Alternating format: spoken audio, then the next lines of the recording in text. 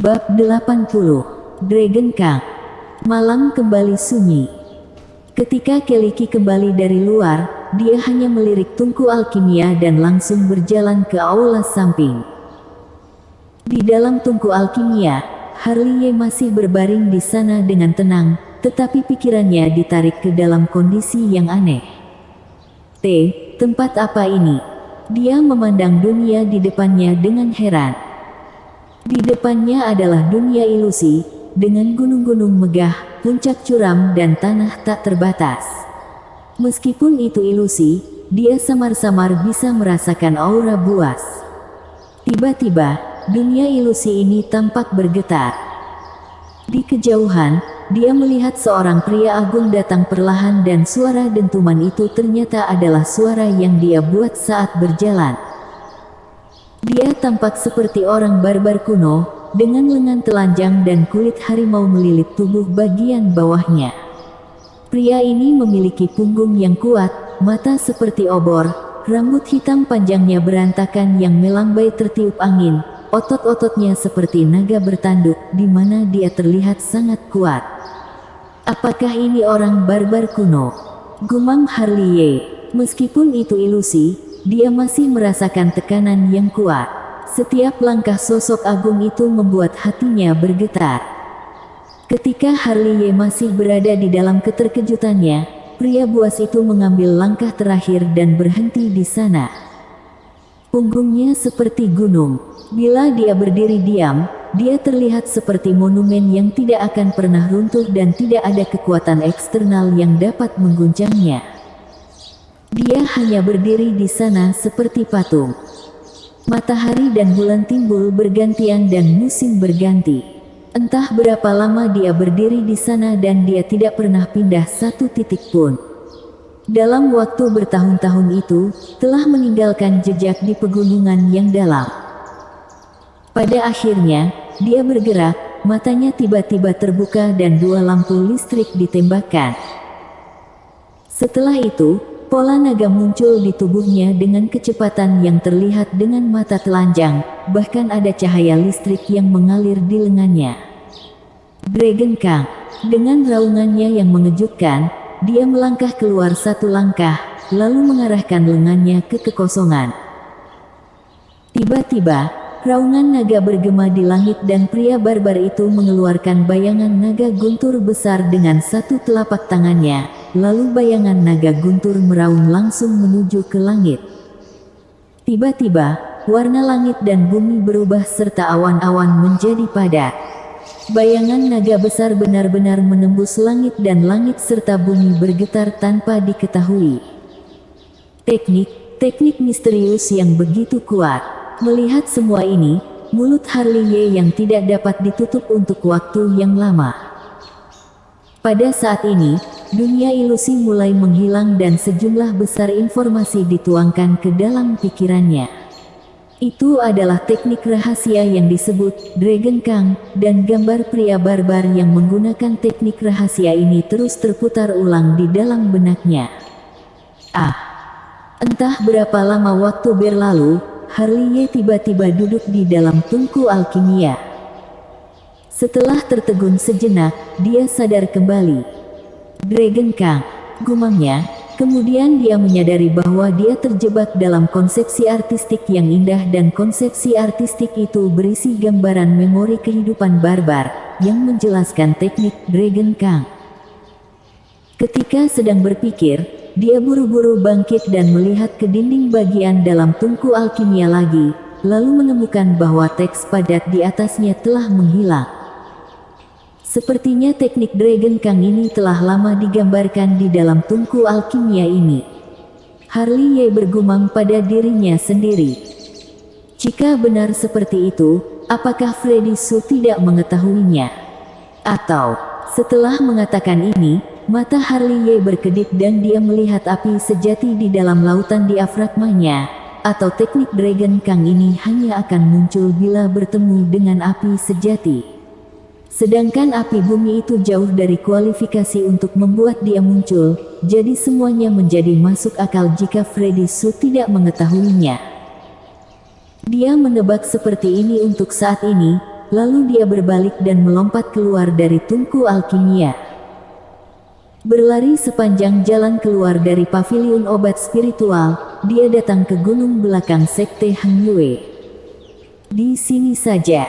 Setelah mencari tempat rahasia, Harley Ye buru-buru duduk dan memahami metode rahasia Dragon Kang. Metode-metode rahasia Dragon Kang mengalir di benaknya lagi. Selama pemahaman, dia terus menunjukkan reaksi takjub. Dragon Kang hanya mendengarkan namanya saja sudah dapat mengetahui bahwa itu adalah teknik rahasia yang mendominasi. Dan metode-metode rahasia Dragon Kang juga diperkenalkan dengan cara ini. Metode rahasia yang mendominasi semacam ini memiliki persyaratan yang sangat tinggi pada tubuh fisik pelatih. Jika tubuh fisik pelatih tidak memenuhi standar, dia pasti akan terluka. Orang-orang barbar dalam konsepsi artistik pastilah orang-orang barbar kuno. Orang-orang barbar secara fisik kuat dan latihan mereka tentu saja akan lebih mendominasi. Aku tidak tahu apakah kekuatan fisik aku telah mencapai standar pelatih teknik Dragon Kang. Dengan timbulnya pemikiran ini, Harley Ye tiba-tiba berdiri, mengambil napas dalam-dalam dan metode hukum rahasia Kang Long segera bekerja. Tiba-tiba, tubuhnya entah kenapa tersambar petir, menyebabkan rasa sakit di tubuhnya.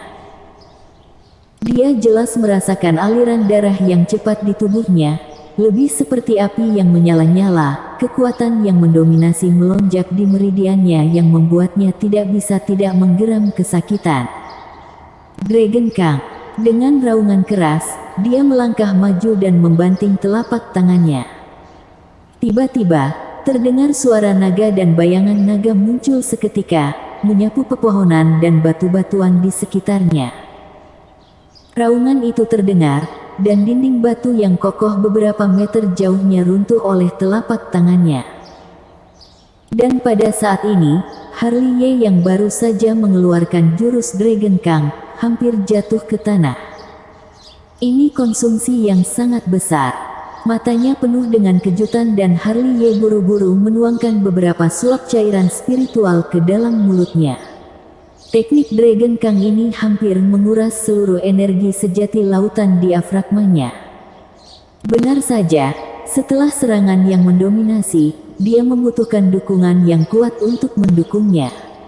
Meskipun teknik rahasia Dragon Kang ini mendominasi, tapi berdasarkan kondisinya saat ini, mengerahkan sekali saja sudah merupakan batas maksimal, di mana dia pasti tidak akan bisa mengerahkan yang kedua. Cairan spiritual masuk ke dalam tubuh dan energi sejati yang habis dikonsumsi oleh teknik rahasia Dragon Kang juga perlahan pulih, tetapi rasa sakit di tubuh masih ada. Rupanya diriku juga terluka. Harley Ye menghela nafas, dengan kekuatan fisikku saat ini, bisa-bisanya aku mengerahkan teknik Dragon Kang ini. Fajar sudah hampir tiba dan Harley Ye menuangkan seteguk cairan spiritual ke mulutnya lagi, kemudian berlari keluar dari gunung belakang dengan cepat. Ketika kembali ke paviliun obat spiritual, langit sudah cerah. Di aula dalam, Freddy Su sudah duduk bersila dan menunggu. Tetua, pagi. Harley Ye menyapa sambil tersenyum. Kemari, kemari. Freddy Su memberi isyarat untuk memanggil Harley Ye, dan kemudian bertanya dengan suara rendah, apakah kamu bertemu dengan Kelly tadi malam?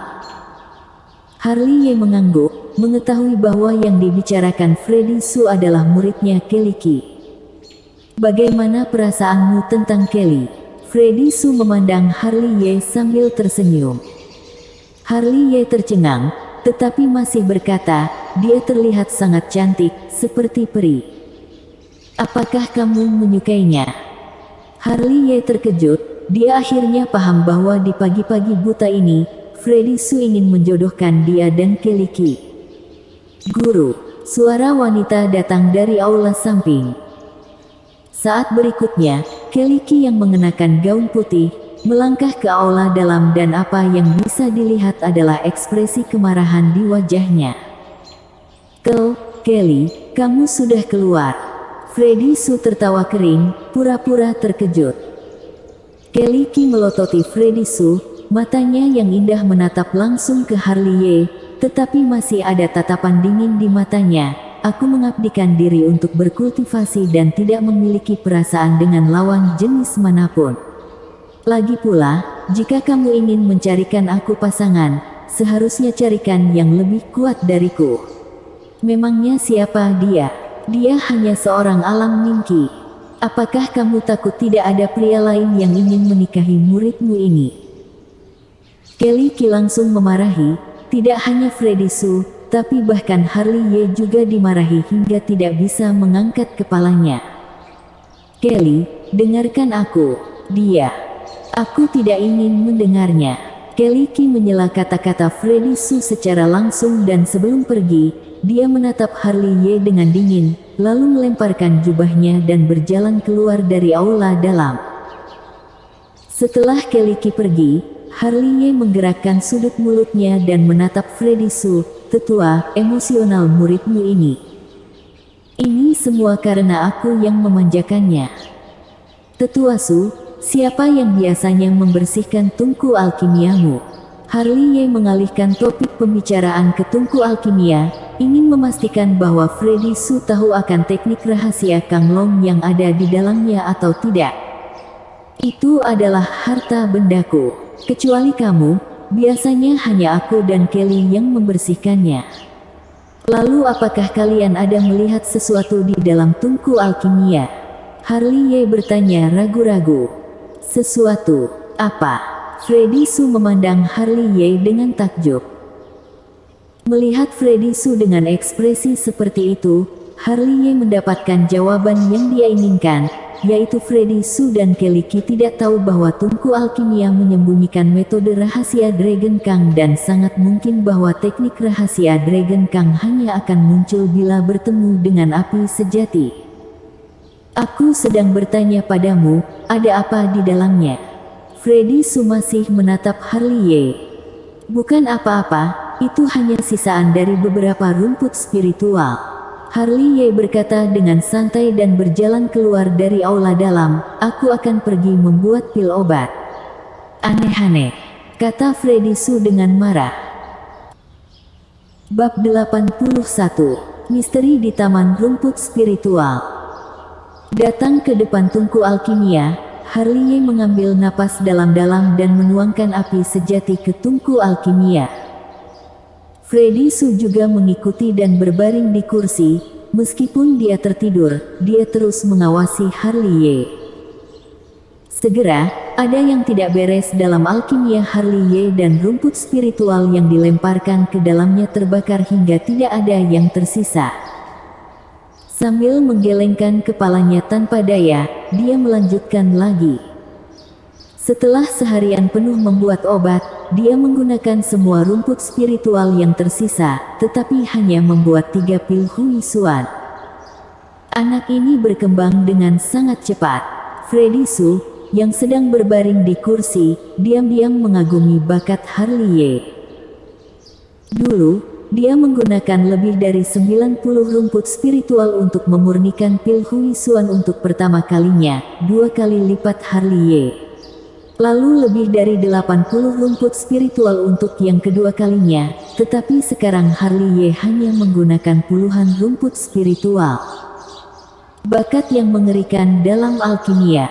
Lewi dan pasti juga akan dikejutkan oleh dia suatu hari nanti. Gumam Freddy Su. Karena kelelahan, Harley Ye ambruk di bawah tungku alkimia sambil terengah-engah. 3. Hehe. Memegang 3 pil Hui Xuan, dia sangat gembira. Dia tidak berharap dia bisa langsung menjadi yang terhebat dalam satu langkah, tetapi dia hanya berharap akan ada peningkatan dalam setiap harinya. Apakah kamu merasakan perubahan dalam kekuatan jiwamu?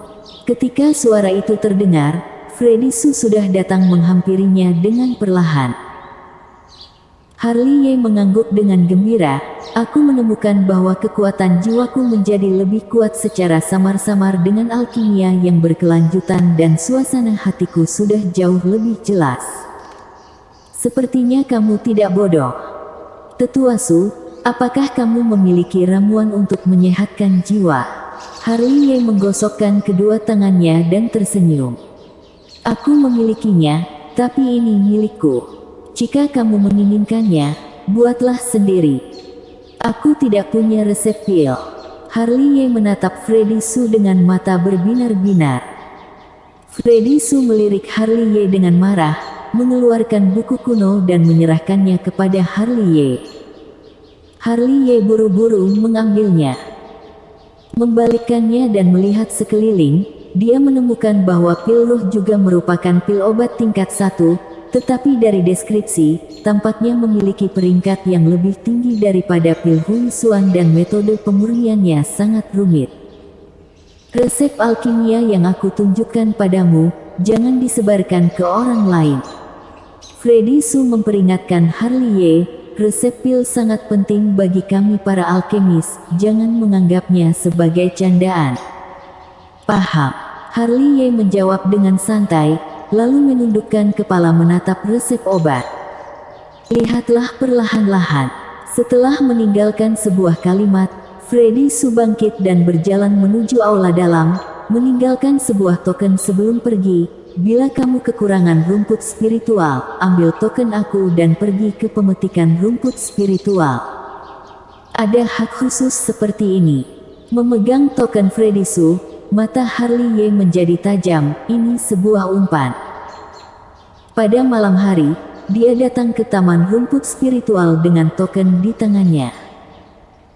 Ketika dia datang ke taman rumput spiritual lagi, dia merasa cukup percaya diri, karena dia memiliki token di tangan dan dia tidak akan sungkan. Sama seperti pertama kali ketika dia datang ke sini, tidak lama setelah dia berjalan ke taman rumput spiritual, dia mendengar suara desahan seorang wanita dari loteng kecil. Harley Ye terbatuk-batuk dan menyentuh ujung hidungnya. Suara wanita itu membuatnya teringat pada kejadian di hutan monster malam itu. Suara itu seperti bergema di telinganya yang membuatnya merasa terganggu. Memulihkan pikirannya, dia terbatuk. Tiba-tiba, suara panik datang dari loteng kecil, cepat pakai bajumu. Segera, murid laki-laki bernama Okili keluar tanpa mengikat tali pakaiannya dengan benar. Ada apa? Okili bertanya dengan berpura-pura tenang. Tetua Su memintaku untuk memetik rumput spiritual, kata Harley Ye sambil menunjukkan token Freddy Su. Oh hehe, melihat token Tetua Su, ekspresi Okili langsung berubah, seolah-olah melihat token itu seperti sedang melihat Freddy Su secara langsung. Kalian silahkan lanjutkan. Harley Ye tidak repot-repot membuang waktu dengannya dan masuk langsung sambil memegang token. Apa yang pertama kali dia lihat adalah 1 hektar rumput spiritual. Tanpa penundaan, dia mengeluarkan resep pil Hui Xuan dan pil roh, lalu mulai memilih pil yang diperlukan untuk pemurnian. Bedanya dengan yang terakhir adalah pada kali ini dia cukup percaya diri dan membuka tas penyimpanan, dia seperti sedang memanen. Bagian mana yang dia lalui, di belakangnya pasti kosong bolong, seperti habis dirampok. Sambil berjalan, api sejati di lautan diafragma bergetar. Aku melupakan satu hal ini. Harley Ye buru-buru bangkit dan melihat ke satu arah. Pertama kali dia datang, api sejati bergetar, membuktikan bahwa ada harta di taman rumput spiritual ini, tetapi karena kurangnya waktu, jadi dia tidak punya waktu untuk memeriksanya. Kali ini dia datang dengan token, jadi dia secara alami harus mencari tahu. Dia mengabaikan rencana untuk memetik rumput spiritual sementara waktu, lalu berjalan ke satu arah. Dia tidak berhenti hingga dia tiba di sudut terdalam dari taman spiritual rumput, karena sudah tidak ada jalan lagi, di depannya adalah tebing tanpa dasar. Sedikit mengernyit, dia melirik ke bawah. Melihat ini, dia buru-buru mengalihkan pandangannya, tebing itu tidak berdasar dan ketika dia melihatnya, dia merasa pikirannya sedang ditelan. Dia yang tidak bisa terbang di udara, pasti tidak akan turun. Seharusnya ada di bawah sana. Gumam, Harley melihat sekeliling. Ini adalah tepi gunung spiritual sekte Heng Yue. Bahkan alam Lingsu hampir tidak dapat terbang ke atas tebing ini. Belum lagi ada formasi pembatas di sini, di mana musuh tidak akan cukup bodoh untuk menyelinap masuk dari sini. Sebenarnya ada apa di bawah sana? Harley menyentuh dagunya dan melemparkan batu ke bawah. Hanya dalam 15 menit, dia sudah tidak mendengar gema. Api sejati kini mulai bergetar hebat lagi. Percuma kamu bergerak, aku tidak bisa turun. Harley merentangkan tangannya tak berdaya. Kalau mau turun, turunlah sendiri. Tak disangka, api sejati dari lautan diafragmanya benar-benar keluar, seperti cahaya keemasan. Kamu benar-benar turun. Harley tidak bisa bereaksi tepat waktu dan api sejati telah menghilang dari pandangannya.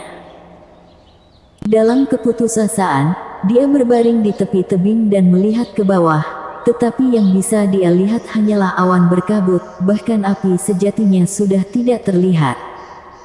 Setelah waktu yang lama, tidak ada api sejati yang kembali ke atas. Pergi.